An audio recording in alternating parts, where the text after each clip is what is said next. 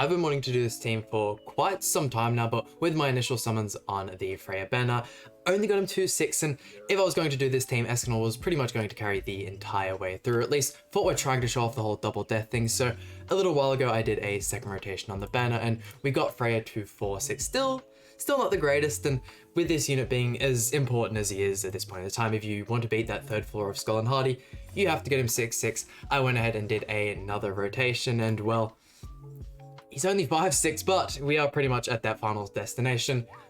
Full double death team here with Ludociel. I've seen a couple people use this team at this point, people using the Diane instead, and I'm like, why not? We'll chuck in the Ludociel, that'll pretty much guarantee the Escanor to crit. That way we can actually get some value from him. Also using the Merlin Association, that way we get the extra, I believe it's 30% crit chance? 20%, never mind, a little lower than expected, but if you guys don't know what the Freya does, his first card here, cancels stances on one enemy and inflicts damage equal to 500% of attack. His second card inflicts cleave damage, which does not activate crit damage, equal to 500% of attack on one enemy. His ultimate inflicts damage equal to 1008% of attack on one enemy and inflicts additional death damage equal to 70%. Can't believe the final dupe gives him an extra 30%, absolutely wild. I can't believe I'm missing out on that as well, but the passive here, allies become immune to Ignite, applies Blessing of Light, which increases all of the hero's stats by 15% for 2 turns at the start of allies' turn, then applies the same effect again every 2 turns, increases all stats of all allies by 5% for 5 turns whenever the Blessing of Light is removed. So having a look at the gear here, running the attack crit, it's also going to be running the attack crit set, and having a look at the cosmetics, I'm pretty much only going to upgrade his weapons since that's what you really need to do, and with a new fest or a Holy War fest just around the corner, really trying to save up those cosmetic upgrade materials, but this is the team we're using today, and let's jump right into it. And let's see, I mean, hopefully whilst we're using the Ludociel, we can out-CC every single one of our opponents and completely mop our enemy teams. This is going to be a nice easy one for us. If you get in the Ludociel Ditto, whoever has the better Ludociel is going to win without fail, and we might as well chuck that one out there. Can we double crit on King and just finish him off? I think so. The barn in the back helping out whilst actually summoning on the Freya banner as well. I did get just one extra dupe of Vaughn in this final rotation. He's now sitting at 5-6, which I'm more than happy with. You only miss out on 200 CC, I think it is, per dupe, so over the whole 5 dupes, you end up getting an extra 1000 CC, which definitely helps out, especially when they're your main frontline character. Probably helps out more so when they're your association, because they end up carrying more of their stats through to the main character, which ends up being massive. If you use any associations, you 100% want to be using them 6-6. That's well known at this point. Let's see, could we... I doubt we can kill Barn, but I mean, we could always give it a shot. We're going to get the Dissolve to remove the Escort ultimate anyways. Why not? If we get rid of his Gotha, as long as the Ludociel's alive, we should be fine. We can pretty much use his Ludociel. It's just a way to get him to have bad cards in his hand. That if he's not getting the debuff, man, is absolutely useless. Crit Gotha, type disadvantage and 1-tap for me. Hey, at least he hit King, or Crit King, I should say. That's the main thing we're looking for. Please more Freya cards, exactly what I was wanting. We're just so far away from that ultimate, man. I was really wanting to show off Freya's ultimate to start off the video, but if we could get a turn where we get both of them, I easily think we could just completely wipe everyone, that's for sure. The Death ultimate is so insanely strong, and surviving the first half, that's just half of what you have to deal with that ultimate. So let's see, we'll easily be able to finish you off with that there. Go for that one and that there. I mean, this cancel stance card is definitely good, and with the end being super powerful and running absolutely rampant in PvP, we're going to be able to get some value on that, although we don't have a oh my god. Escanor going wild. Although we don't have a crazy amount of AoE cards to weaken the monster as the taunt up, we can easily save cards for a turn, remove that taunt, and then finish them off. But Barn's all maxed out in his passive. Holy Relic's maxed out as well. Does he think he can survive the Death ultimate? He could get us real low here. That was kind of scary. Gold Eska card as well. I think I might go for the Escanor card first, just because I doubt that'll 1-tap Barn, right?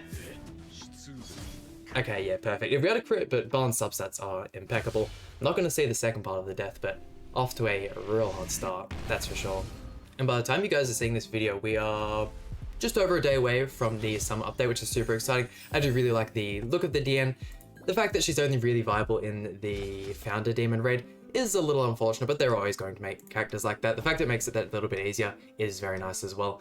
Let's If we could get rid of the Sariel, that would be absolutely huge for us. I think I might go for this card first, just in case it is an evasion food user. I feel like I've been facing a whole lot more of the evasion food as of recent.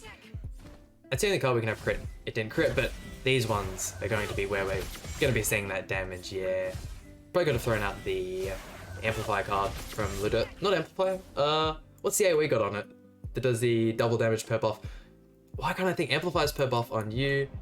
Rupture, that's the one. We could have thrown out the Rupture card and finished off the Sariel anyways, but removing Sariel basically removes his ability to fully proc the Liz passive turn 1 or turn 2, so massive for us.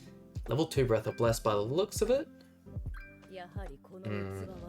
I'd really like to kill that Margaret as well, but she's going to be real tanky after that one. Type neutral as well.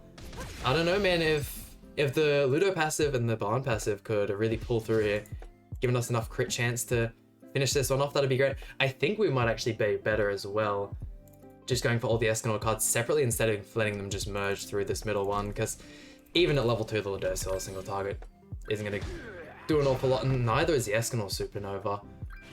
Oh, come on, can we crit whatsoever? Also, why is man rocking the Lolly Merlin in the back of an Archangel team? Surely you knew we had Escanor. So Margaret just surviving. That guarantees him a pick on one of our units. Whether he'll go for the Freya or who he's going to go for, that's entirely up to him. Could go for the Ludocil, that'll get the debuff off of his Margaret and off of his Elizabeth. Having Margaret alive as well is providing his team so much, or mainly just Margaret and Elizabeth via her Holy Relic in the past. Margaret is such a strong unit for the Archangel team. Looking like he's going to get his full heal as well. Damn, Freya taking mad damage. And goes for the ult on Escanor. I mean, we could just pray that he has a low ult level Margaret and we'll survive this. Definitely not happening though. And with the lack of the Ludo cards, we're definitely getting a full hand here. Unfortunately, the second one's going to be a loss. The Archangel team just having such high stats through all the...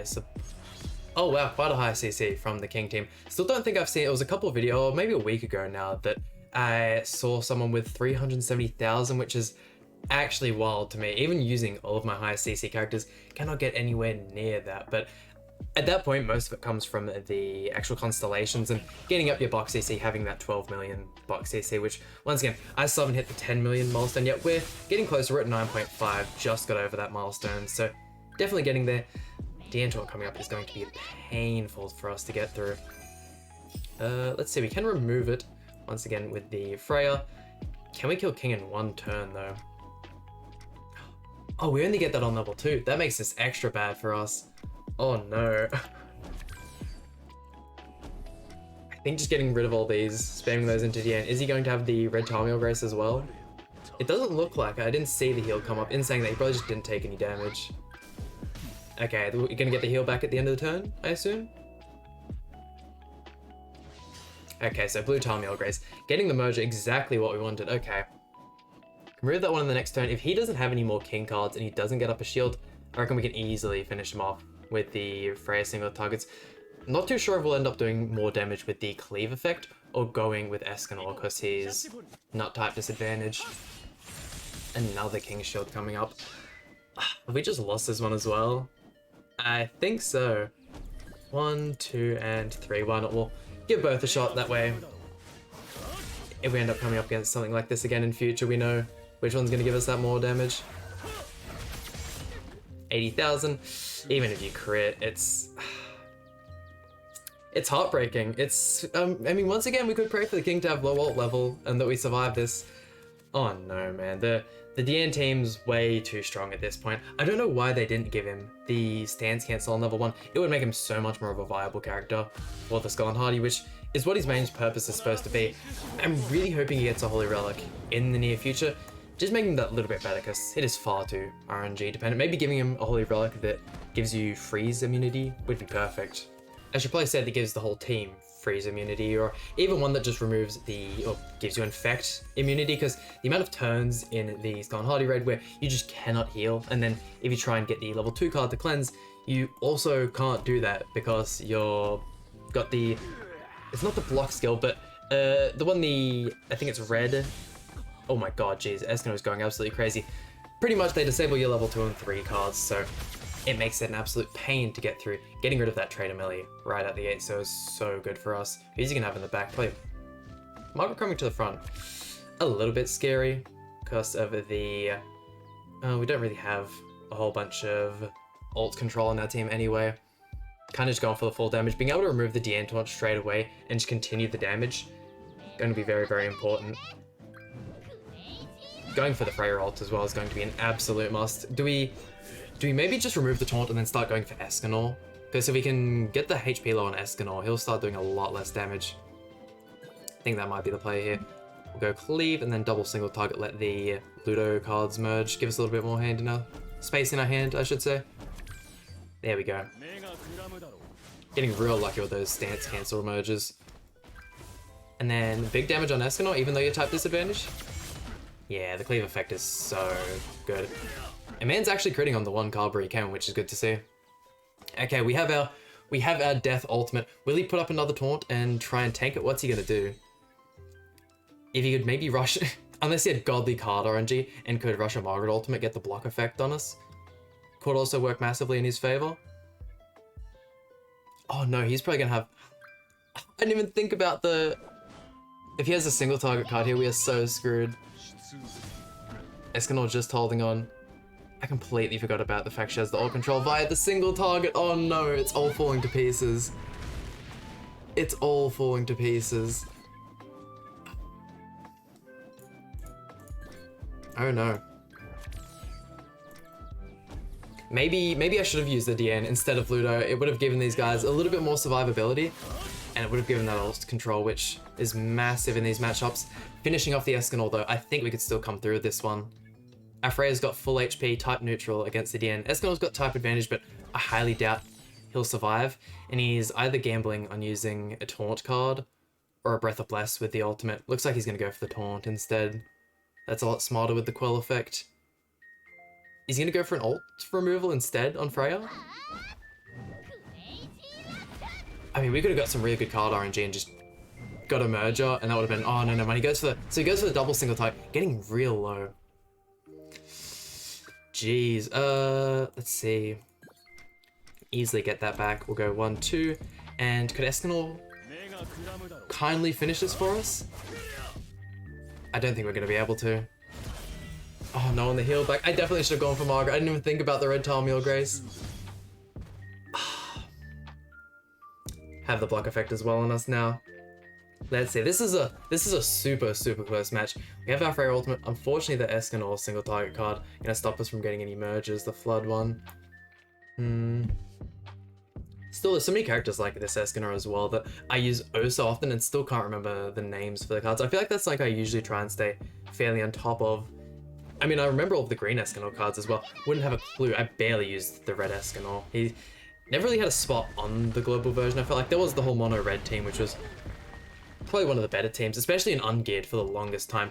You just could not get through that Escanor. We have the ultimate. Is it even worth using? I think we're gonna have to. I think we're going to have to, or otherwise this will be our only way to get any HP back. We're still gonna get all the damage out, which is gonna be really important for us. No death effect. I mean, the whole video, the whole purpose of the video is about getting this whole double death thing off, and really not gonna get it. I mean, surely with these two having ultimate, we can finish this off. I mean, we've only got one more opponent after this, so this match getting super dragged out isn't the worst thing in the world. If we can get that Ludo ultimate off as well, he's 6/6, so that'll get a good shield on Ludo. Oh, straight up one-tapping there. I knew by this point she was going to be crazy powerful. Letting her build up this strong, probably just as scary as a fully built up Trader melee, because she has that tanking ability as well, although he does provide that to the full team. Will this be enough to do it? We'll remove the stance, that'll remove the, I think it's 30% HP related stats to herself, and then we'll chuck off the Ludo ultimate. God damn, if this doesn't finish it, we're moving on to that next match. Holy man. Yeah, GG's man. GG's. I'm not gonna emote it, I feel like that's just bad manners. And our final opponent, quite a scary team. If we get, okay, perfect. This is what I've been using on Ungeared for quite some time now, probably since this Brunhild's release. extremely fun, that's for sure. I'm thinking if we can get rid of her, we'll remove pretty much the only threat in the team, and then from that point, it's a clear win. Sigurd and Ludo, both just passive machines. You have them in the front. They're there. They have that passive, and then once they're gone, that's the end of it. If we don't kill the Brunhold here, we could easily be in a bit of a trouble. Double AoE from that Brunhold is such a scary thing. If you use this team but replace the Ludo with a Trader melee, you get that double AoE. Oh. Anyways, if you get the double AoE with the Brunhold, and then get the AoE with the Meliodas, you will one-tap almost all of the teams in the game. There are some teams like the Archangels and Balm where their HP pools, their substats, all that kind of stuff are so insanely ridiculous that it's almost impossible to one-tap those team turn one, but there we go. That just about does it for today's video. Hope you guys enjoyed this one. If you guys have any team suggestions, by all means let me know in the comments section down below. But once again, that just about does it for today's video. Hope you guys enjoyed. Please hit the like button, subscribe. Really means a lot to me, and I'll see you guys for some more Grand Cross content.